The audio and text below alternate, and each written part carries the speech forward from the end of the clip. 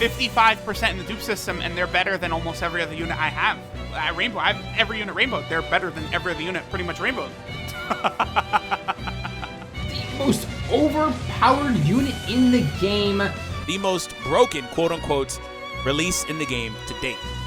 LR Kale and Caulifla led the Joined Forces category for 4 ki and 130% to stats, which consisted of some of the most powerful LRs in the game, and the extra ki in their leader skill allowed these ki-hungry LRs to super a bit more consistently.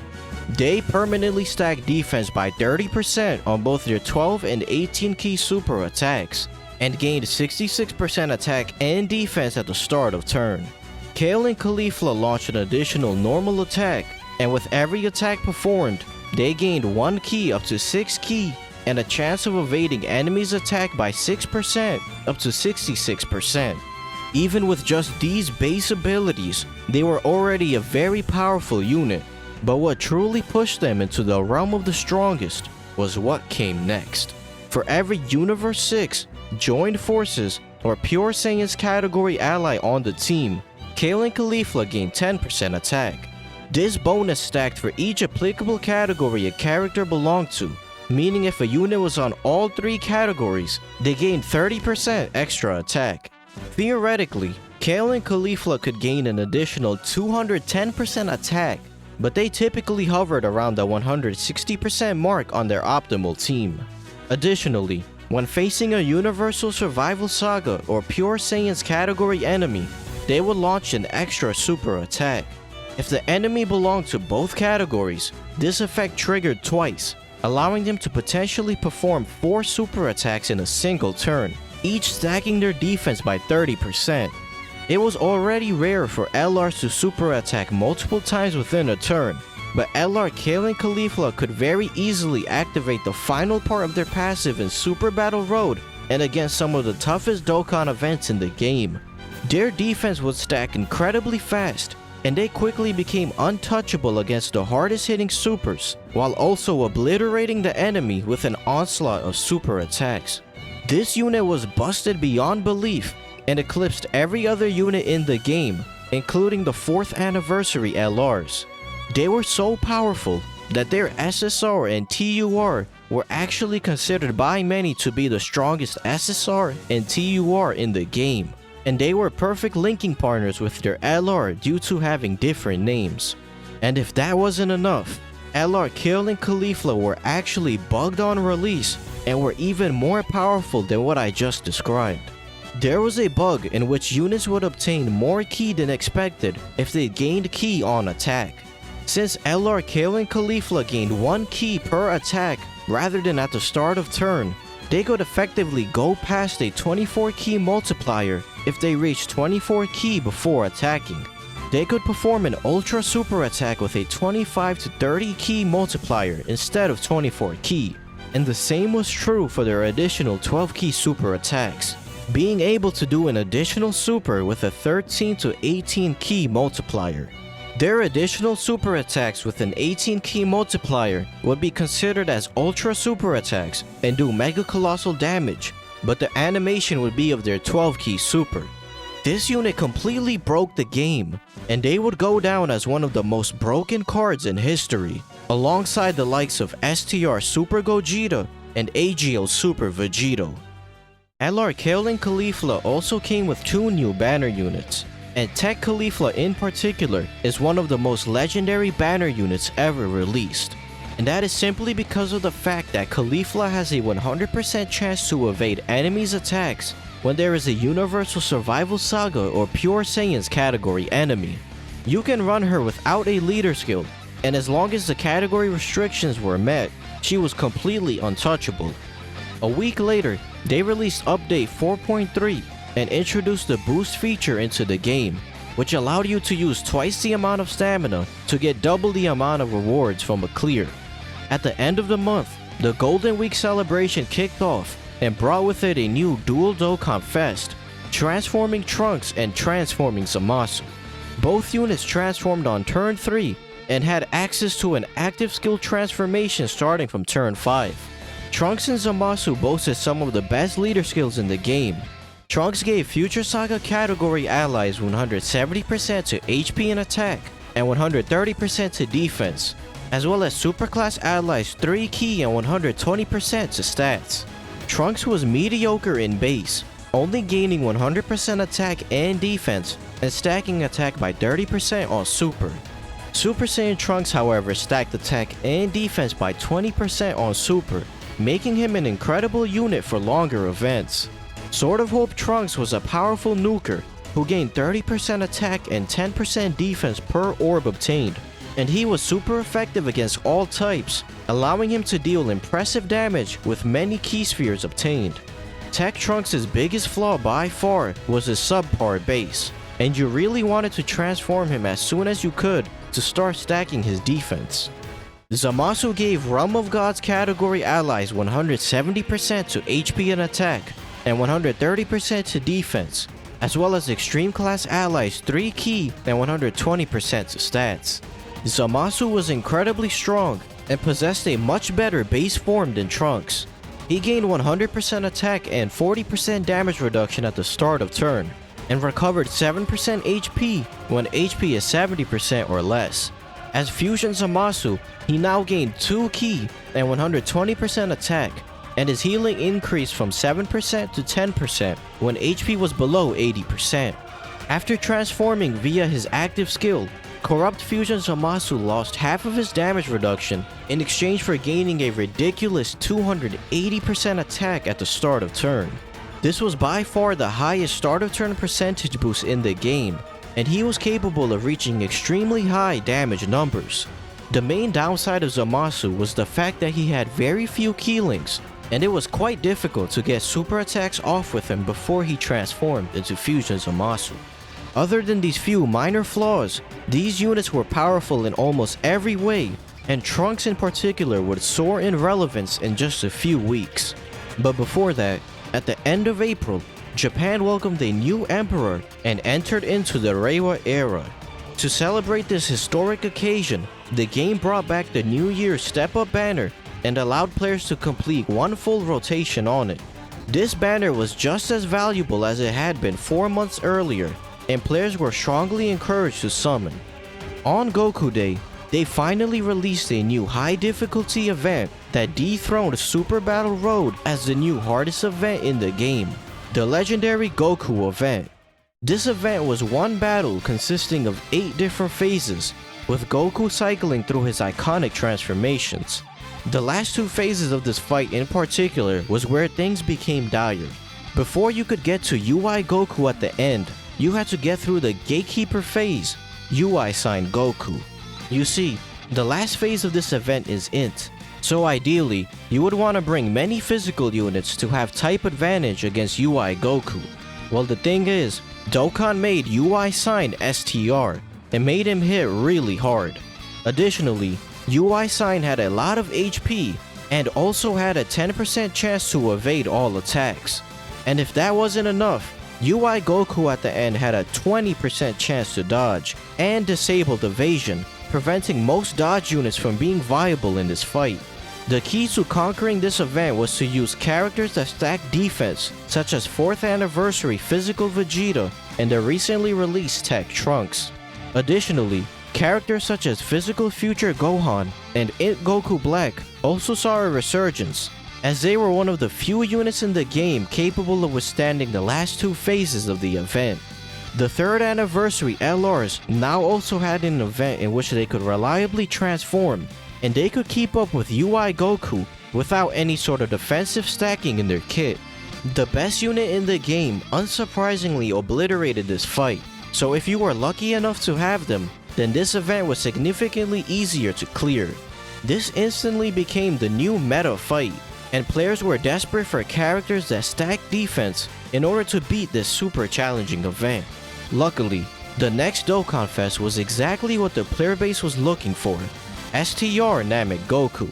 Goku was the leader for Super Saiyans at Planet Namek Saga, the former of which only included characters who were in Super Saiyan 1 and its various different grades. Goku gained 77% attack and defense at the start of turn, and an additional 15% attack and defense for every attack received, up to a maximum of 59%. As Super Saiyan Goku, he stacked defense by 30% on Super, making him a top 5 unit for the legendary Goku event. He gained 80% attack and defense at the start of turn, had a medium chance to guard all attacks, and once his guard was activated, he would guarantee guard and have a high chance to crit for 3 turns.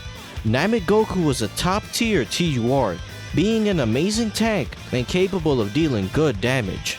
Goku really only had one notable weakness, and that was his transformation condition.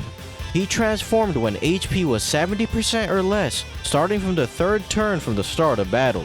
Despite not being too bad of a condition, the HP restriction made it a lot less consistent to see Namek Goku transform early on in the fight. This meant that he would get less defense stacks as a result, and could potentially die from the later phases of the legendary Goku event if he wasn't guarding. Namek Goku also possessed a rage mode that you would pretty much only ever see in the legendary Goku event, and he created rainbow orbs for the turn.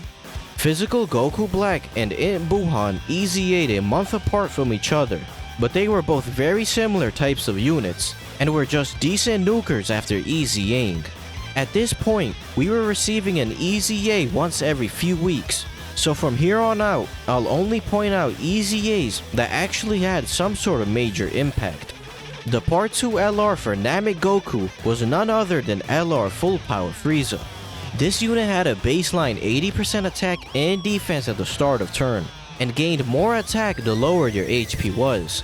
He had a guaranteed chance to perform a critical hit when HP was 30% or less, and was boasting a 6 million plus attack stat with his full passive up. However, most of what made Full Power Frieza strong required you to be at low HP, which is a very risky strategy and allows you to be susceptible to dying very easily. Frieza also sacrificed 8% HP on his 12-key super, which was intended to help you go below certain HP thresholds, but it ended up being more of a hindrance than anything. He was a high-risk, high-reward type of unit, but unfortunately, LR Full Power Frieza was just a bit too risky for most players. He wasn't bad by any means, but he also didn't stand out too much in Super Battle Road or the legendary Goku event. A week later, they released a new Dragon Ball Heroes campaign that came with numerous new units and awakenings. All of these units were quite decent and had their respective strengths in certain events, but the two standouts from this batch were Sealess and Xeno Vegeta. Xeno Vegeta was a Vegeta's family support unit and stacked defense by 30% on Super, making him a viable option in the legendary Goku event. Sealess was solid, but he actually possessed a transformation into Fused Sealess and became a powerful villain unit that could get up to 252% attack and defense after performing a super attack. The start of July came with the release of the highly anticipated Dokkan Fest LR Gohan and Goten. Gohan and Goten were released on Global First earlier in May, and they made their long-awaited debut on JP as the headliner for the Tanabata celebration. This unit was greatly underestimated based on their initial details, but by the time they released on JP, everyone was well aware of how dominant this unit actually was. They had a fantastic leader skill, giving Siblings Bond category allies 4 key, 170% attack, and 150% to HP and defense, as well as Goku's family category allies 3 key, 170% to attack, and 130% to HP and defense.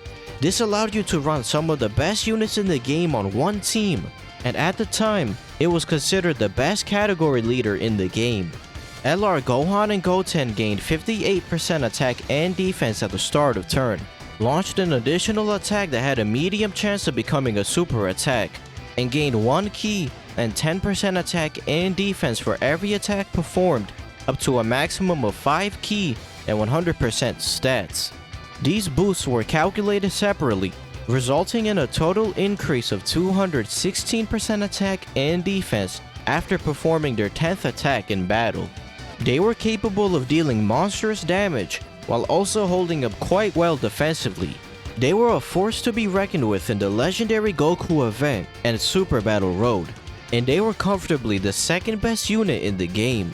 LR Gohan and Goten were the only unit that could hold a candle to Kale and Caulifla, and the gap between them was not that far in many people's eyes. The only notable flaws with this unit was their heavily restricted active skill, which was difficult to see but did great damage. Furthermore, this LR lacked key links such as prepared for battle in their link set, and they would struggle for key early on. The 16th battlefield came with a new set of bosses, which meant that there was also a new LR available in the shop, LR King Cold and Mecha Frieza. This unit was restricted to a Wicked Bloodline team, but with their full buffs active, they could look quite decent for a free-to-play LR. The Tanabata Part 2 LR was Transforming Broly, marking the first time a character received a second summonable LR. In base, he gained 90% attack and defense when attacking with 12 or more ki, and an additional 50% attack when attacking with 18 or more ki. Broly also launched an additional super attack when facing 2 or more enemies, making him a great Super Battle Road unit. Broly possessed a very simple transformation and active skill condition. He could transform starting from the 4th turn from the start of battle, and could use his active skill whenever he wanted after transforming. Once transformed, it was game over. On his active turn, Broly gained 24 ki and 48% attack for 1 turn, and would shoot out 10 million plus super attacks. In Super Battle Road, he could potentially super attack up to 4 times, and he would single-handedly end the fight on turn 4. The problem with Broly was that he struggled for ki, and he was a bit squishier than Gohan and Goten and Kale and Caulifla. Regardless, he was an offensive monster and remained as one of the hardest hitting LRs in the game for quite some time. Quite oddly, Dokkan started pumping out quite a bit of content from the Android/Cell Saga around this time. Not only did we receive LR King Cold and Mecha Frieza, they released a new Android Saga story event that came with a new Yardrat Super Saiyan Goku. This unit was quite good, gaining 59% damage reduction from normals, and the ability to counter attacks like Vegito in slots 2 or 3. And keeping with the Android/Cell Saga theme, the next Dokkan Fest was Transforming Piccolo. Piccolo introduced the Worthy Rivals category into the game, and was also the leader for Namekians. Piccolo stacked defense by 30% on Super, already making him a great option in the legendary Goku event. He gained 100% attack and defense at the start of turn, and possessed a Scouter ability, making him a very valuable unit. He could transform from turn 4 when HP is 70% or more with another Namekians category ally on the team, which wasn't so bad on his own team since it counted the friend Piccolo. Transformed Piccolo was a busted unit. He kept his Scouter ability, gained 120% attack and defense, as well as 40% damage reduction. He was untouchable in the legendary Goku event, and also protected your rotation by allowing you to see where the enemy was supering. He also gained 10 to 40% crit chance the more HP you had remaining, and recovered 10% HP when HP is 77% or less at the start of turn. Piccolo was also the first unit in the game to possess 2 different super attack effects, greatly raising attack for 1 turn and having a 50% chance to stun the enemy. Dokkan was smart enough to release a busted Namekians category banner unit to further aid Piccolo. AGL Nail was also great in the legendary Goku event, stacking attack and defense by 20% on Super, gaining 10 to 77% damage reduction the less HP you had remaining, and additional stats when there was a Piccolo on the team. LR Prime Battle First Form Cell released on the same day as Piccolo. He gained 20,000 attack and defense, 1 ki up to 6 with every super attack performed, 20,000 attack when attacking with 18 or more ki, and a guaranteed crit if the enemy's attack was lowered. Cell's craziest ability, however, was the fact that he recovered 15% HP on his 12 ki super, which was very helpful in Super Battle Road. The last thing to note from this celebration was that they released another Android/Cell Saga story event that came with a new SSR Vegeta. This unit was notably not part of the Pure Saiyans category on release, and many people were speculating he would soon awaken into a Vegeta and Trunks unit. The official announcement for the 300 million downloads reveal livestream came a week later, featuring Yardrat Goku on the thumbnail. Combined with the overwhelming amount of Android/Cell Saga content we had been getting, players rightfully started predicting that we were finally getting that iconic scene done in modern Dokkan animations. The livestream was broadcasted on the 17th, and many new events and features were announced for the upcoming 300 million download celebration. But most importantly, we received official confirmation that the theme of the celebration would be the Cell games, and that the dual Dokkan Fest headliners would indeed be LR Gohan and LR Cell. Everyone was hyped beyond belief, but there was no feasible way players could have prepared themselves for the absolute storm that was about to hit the game.